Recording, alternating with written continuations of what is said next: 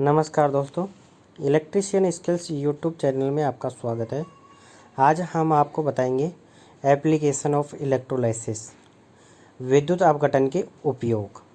क्या क्या उपयोग हैं इलेक्ट्रोलाइसिस के, इसके बारे में आज हम इस वीडियो के माध्यम से डिस्कस करने वाले हैं। तो दोस्तों, जब तक अगर आपने हमारे यूट्यूब चैनल इलेक्ट्रीशियन स्किल्स को सब्सक्राइब नहीं किया है तो प्लीज़ सब्सक्राइब करके बेल आइकन ज़रूर प्रेस कर दें ताकि आपको प्रत्येक वीडियो का नोटिफिकेशन सबसे पहले मिल सके। तो दोस्तों, हम आते हैं सबसे पहले इलेक्ट्रोलाइसिस की इलेक्ट्रोप्लेटिंग की। इलेक्ट्रोप्लेटिंग दोस्तों, इलेक्ट्रोलाइसिस के क्या क्या एप्लीकेशन है, क्या क्या उपयोग हैं। तो इलेक्ट्रोलाइसिस के कई सारे उपयोग हैं। तो जब तक आप हमारे चैनल को सब्सक्राइब ज़रूर कर लें। तो सबसे पहले आता है दोस्तों इलेक्ट्रोप्लेटिंग। इलेक्ट्रोप्लेटिंग क्या होता है, हम बात करते हैं सबसे पहले इलेक्ट्रोप्लेटिंग की। कि electroplating is a process that uses an electric current to reduce dissolved metal cations so that they from a thin coherent metals coating on an electrodes. तो दोस्तों, इससे हम ये समझते हैं लोहे, पीतल इनसे बनी वस्तुओं की सतह को वातावरण के प्रभाव से बचाने के लिए, सुरक्षित रखने के लिए, उसे चमकदार बनाने के लिए उन पर एक परत चढ़ाई जाती है जिसको बोलते हैं नोपल मेटल की परत चढ़ाना, या उसको इलेक्ट्रोप्लेटिंग बोलते हैं दोस्तों। उसके ऊपर जो प्लेट चढ़ाई जाती है या परत चढ़ाई जाती है उसको इलेक्ट्रोप्लेटिंग कहा जाता है दोस्तों। जिस पर भी हम प्लेट की कोटिंग चढ़ा रहे हैं, इलेक्ट्रोप्लेटिंग कर रहे हैं उसको, तो सबसे पहले उसके ऊपर जो चिकना है उसको हम साफ़ कर लेते हैं, या तो मिट्टी से या कुछ से। फिर उसके बिल्कुल डिस्टिल वाटर से उसे साफ़ करके, फिर उसके बाद उसकी चिकनाई जो हट जाती है उसे हटा करके उस पर फिर बाद में उस पर इलेक्ट्रोप्लेटिंग किया जाता है दोस्तों। तो इलेक्ट्रोप्लेटिंग करने के लिए अभी आप देख रहे होंगे एक डीसी स्रोत लगा हुआ है। एनोड एवं कैथोड को दोनों को अलग अलग सिरे से जोड़ा हुआ है। उसको फिर क्या करते हैं, संयोजित जो घोल होता है उसके अंदर डाल करके उसमें धारा प्रभावित की जाती है, जिससे उसके ऊपर एक अच्छी परत जम जाती है या चढ़ जाती है। इसको बोलते हैं दोस्तों इलेक्ट्रोप्लेटिंग। नेक्स्ट आता है दोस्तों electrotyping. Electroplating also galvanoplasty is a chemical method for forming metal parts that actually procedure a model. तो दोस्तों, इलेक्ट्रोटाइपिंग जो होता है, हम इसके नाम से ही पहचान रहे हैं कि इलेक्ट्रोटाइपिंग। टाइपिंग मीन्स टाइपिंग, अक्षर को टाइप करना। तो दोस्तों, कोई भी पृष्ठ के ऊपर हम अक्षर को टेक्स्ट या टाइप कर रहे हैं, उससे पहले उसको उस पर मोम या प्लास्टर ऑफ पेरिस की एक तह दबाकर उसको उल्टी तैयार की जाती है, जिससे उसको चालक बनाने के लिए उस पर ग्रेफाइट पाउडर छिड़क दिया जाता है। इस प्रतिलिपि को कॉपर सल्फेट के घोल में कैथोड से संयोजित कर दिया जाता है तथा एनोड पर तांबे की प्लेट लटका दी जाती है, जैसे आप अभी इस चित्र में देख रहे हो एक इमेज के थ्रू ऐसे कर दिया जाता है। घोल में से डीसी विद्युत धारा, अभी आप देखेंगे जो घोल है उसमें से एक विद्युत डीसी धारा प्रभावित करने पर कैथोड पर तांबे का एक ब्लॉक तैयार हो जाता है, जिसका उपयोग छपाई के लिए किया जाता है दोस्तों। तो इसी को बोलते हैं इलेक्ट्रोटाइपिंग दोस्तों। नेक्स्ट आता है purification of metal. On passing electric current the metal dissolve from improve anode and goes into electrolyte solution. The impurities are left behind in the electrolyte solutions. The metal like copper, zinc and aluminum are purified by the process of electrolysis by using the chemical effect of electric current. तो दोस्तों, अभी आप देख रहे होंगे एक image में नीचे एक इलेक्ट्रोड मड पड़ा हुआ है और ऊपर एनोड है और साइड में कैथोड है, और ये सॉल्यूशन भरा हुआ है CuSO4 का। इस विधि द्वारा क्या होता है दोस्तों, अशुद्ध धातु की जो प्लेट होती है उनको एनोड के रूप में उसी धातु के लवण के घोल में लटका दिया जाता है। जैसे अभी आप चित्र में देख रहे हो, दो धातुओं को लटका दिया है। अब इसमें क्या है, कैथोड के रूप में अशुद्ध धातु की प्लेट प्रयोग की जाती है, इसीलिए हमें इनको शुद्ध करना होता है। डीसी घोल में, ये घोल के अंदर डीसी विद्युत धारा प्रवाहित करने पर शुद्ध धातु के कण कैथोड पर एकत्रित हो जाते हैं तथा अशुद्धियाँ एनोड पर एकत्रित हो जाती हैं या इकट्ठी हो जाती हैं।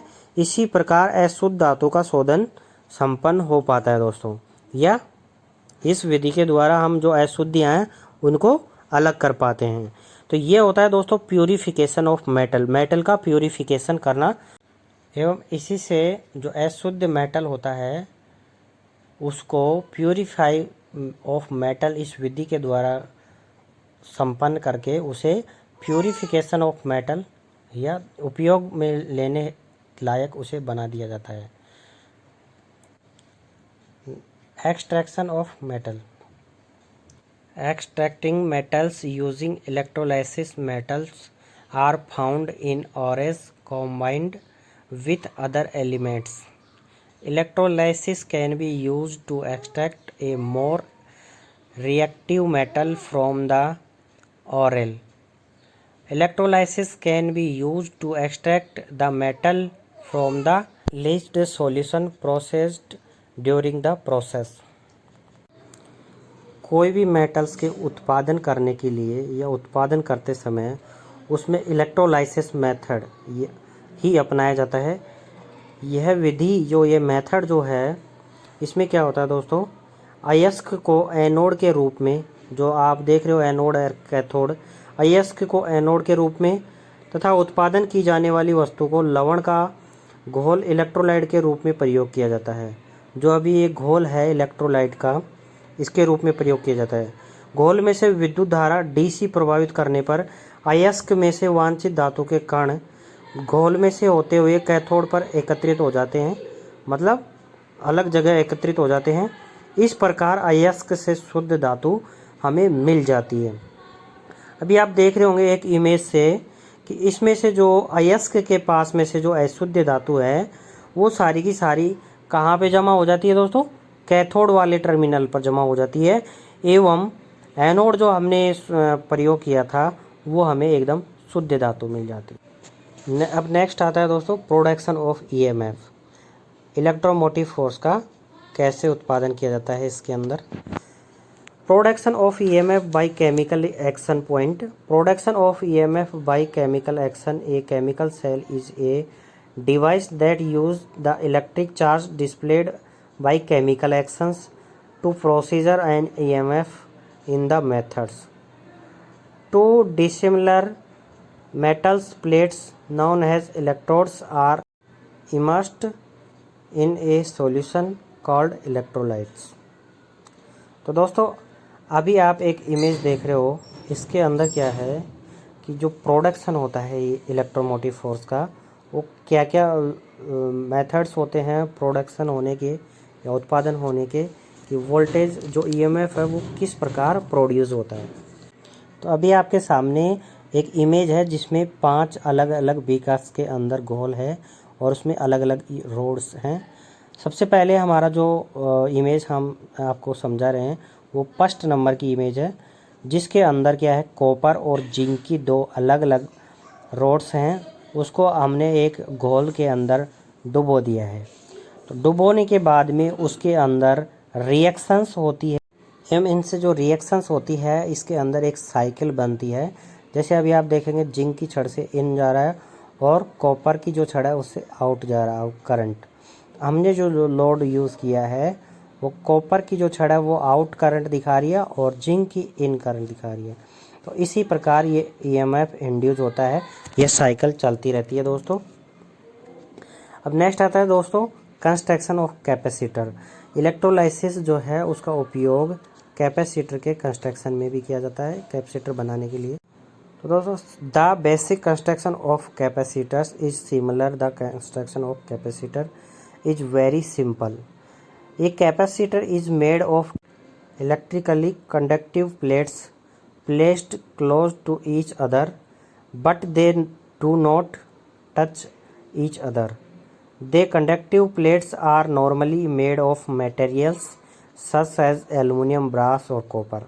जो प्लेट्स हैं वो 3 धातुओं की यूज़ की जाती है, एल्यूमिनियम की, ब्रास की एंड कॉपर की। तो दोस्तों अधिक मान वाले जो कैपेसिटर्स होते हैं उसको इलेक्ट्रोलाइसिस जो मेथड है इसके द्वारा ही उन्हें दो अलग अलग प्लेट्स को मध्य दो अलग अलग प्लेट्स हैं अभी आपके सामने हैं, इनके मध्य में एक डाइलेक्ट्रिक परत तैयार की जाती है। इस प्रकार के कैपेसिटर इलेक्ट्रोलाइटिक कैपेसिटर कहलाते हैं, तो यह कहते हैं।